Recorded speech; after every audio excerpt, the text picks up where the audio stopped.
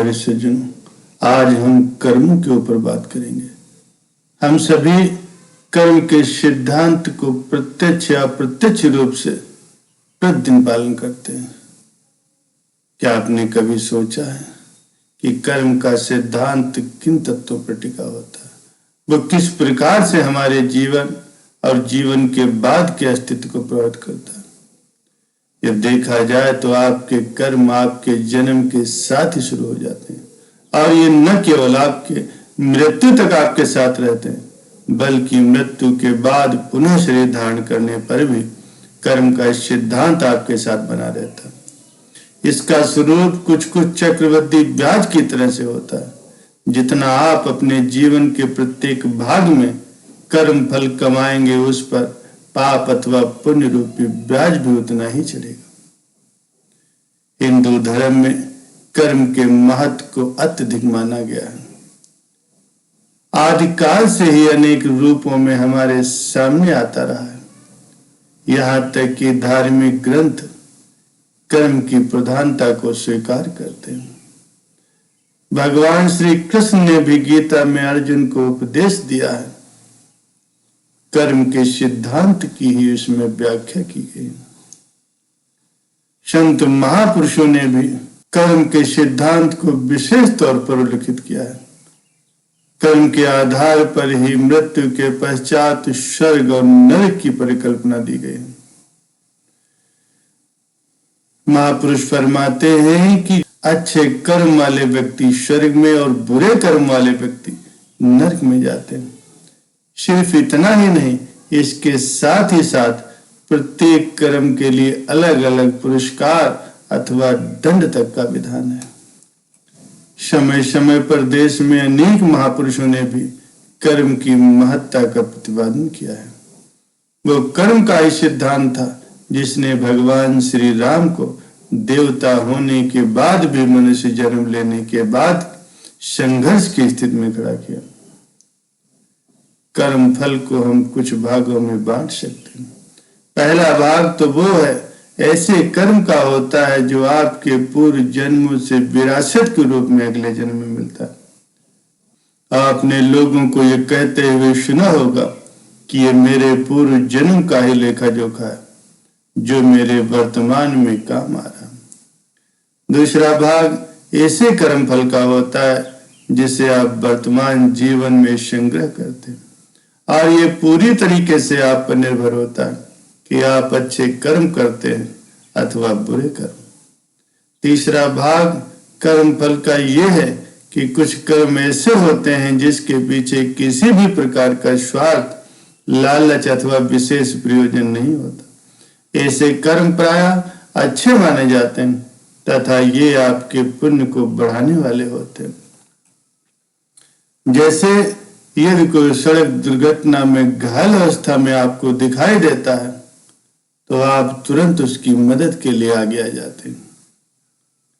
चौथा भाग कर्म फल के सिद्धांत का यह कहता है कि कुछ कर्म जो आप वर्तमान में कर रहे हैं उसका फल आने वाले समय में आपको मिलेगा।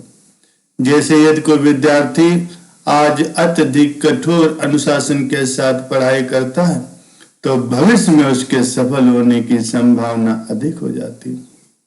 पांचवें भाग में कुछ ऐसे कर्म को बताया गया है जो आपसे सीधे सीधे संबंधित नहीं होते, लेकिन उनको करने अथवा न करने से आपका कर्म फल निर्धारित हो जाता है।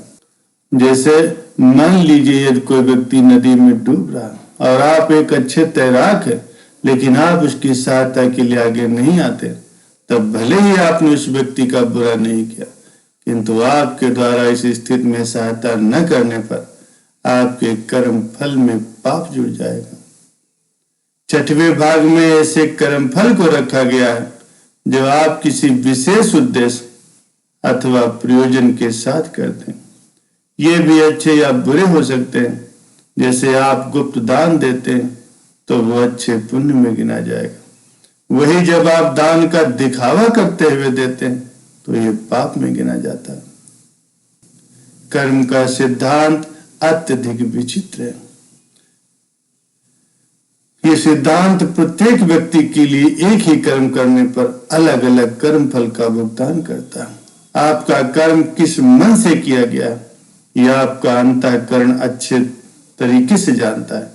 किस विचार, किस इच्छा, किस परिस्थिति में किया गया, बाहरी मन को इन सब की सफाई देने के लिए जरूरत नहीं पड़ती। हम जिस इच्छा, जिस भावना से जो काम करते हैं, उस इच्छा या भावना से ही पाप या पुण्य का नाप लिया जाता है। जैसे महाभारत के युद्ध में भगवान श्री कृष्ण ने अर्जुन को उकसा करके लाखों आदमियों को मरवा दिया, फिर भी अर्जुन को कोई पाप नहीं लगा, क्योंकि इसके पीछे अर्जुन का उद्देश्य पवित्र था। वो पाप को नष्ट करके धर्म की स्थापना करना चाहता था। बस वही शुद्ध इच्छा उसको पापों से मुक्त कर गई। यही इच्छा अथवा भावना आपके पाप और पुण्य की मात्रा को अधिक या कम करती।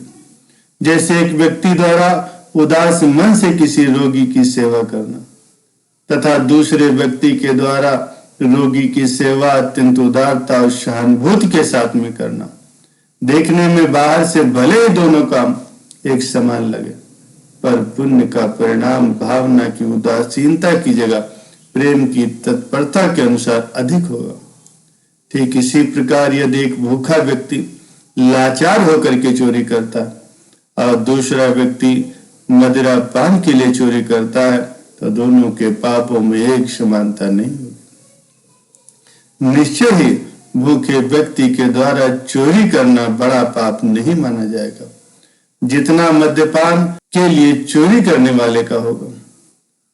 संत महापुरुष भी फरमाते हैं कि कर्म करते रहो और फल की चिंता मत करो, लेकिन इसका मतलब यह नहीं है कि कर्म आपके कैसे भी हो, वहां पर भी कर्मों को एक अच्छाई, मानवता और सद्गुणों के साथ करने वाला होना चाहिए।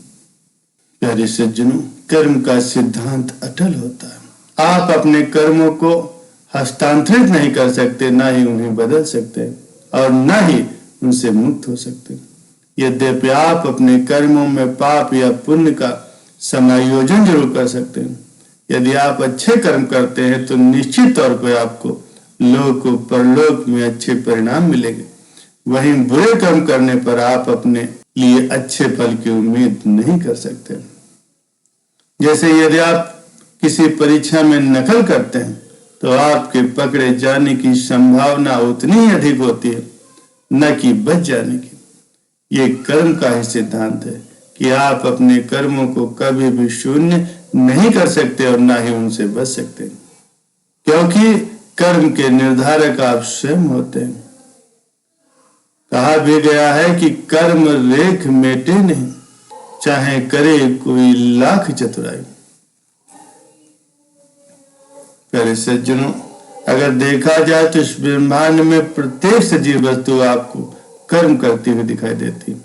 सब अपने अपने कर्मों के अनुसार ही एक निश्चित भूमिका में होते हैं। पेड़ पौधे, पशु पक्षियों में भी कर्मों का ही गुण पाया जाता। यदि कोई पेड़ भोजन निर्माण न करे, कोई पशु भोजन की व्यवस्था न करे, तो क्या उस स्थिति में अपने अस्तित्व को बनाए रख सकेगा? बिल्कुल नहीं। अतः कर्म फल का सिद्धांत उन पर भी लागू होता है जितना कि मनुष्य पर। महापुरुष फरमाते हैं कि कर्म के बिना मनुष्य बिना रीढ़ की हड्डी वाला होता है। कर्म को मानव जीवन की सबसे बड़ी आवश्यकता बताया, क्योंकि पृथ्वी पर मानव योनि ही सर्वश्रेष्ठ मानी जाती है। अतः उसे अन्य योनियों की अपेक्षा अच्छे और बुरे का अधिक ज्ञान होता है। इसलिए आपके कर्मों में भी वो अच्छाई अवश्य दिखनी चाहिए, तभी आप अपने जीवन को सफल बना सकेंगे और इसके साथ ही जन्म मरण के दुष्चक्र से आप बाहर आ सकेंगे। प्यारे सज्जनों, हम भली भांति इस तथ्य से परिचित है कि कर्मों के आधार पर ही हमें सुख और दुख की प्राप्ति होती है। हमारा किस रूप में अगला जन्म होगा, यह भी हमारे कर्म के द्वारा निर्धारित होता है। इस प्रकार से कहा जा सकता है कि प्रत्येक व्यक्ति कर्म के सिद्धांत के अनुसार ही अपने जीवन को अच्छे कर्मों के साथ जीना चाहिए। देर सवेर उसका परिणाम उसे अवश्य ही मिलेगा। वहीं बुरे कर्मों के संस्कार स्वयं बोए गए कटीली झाड़ी की तरह अपने लिए दुखदायी बन जाते हैं और अच्छे कर्म उसके लिए सुख का कारण बनते हैं। प्यारे सज्जनों, इसीलिए सदैव हमें अच्छे कर्म करना चाहिए ताकि हमारा ये जीवन भी सुखपूर्वक व्यतीत हो और परलोक भी सुखमय हो जाए।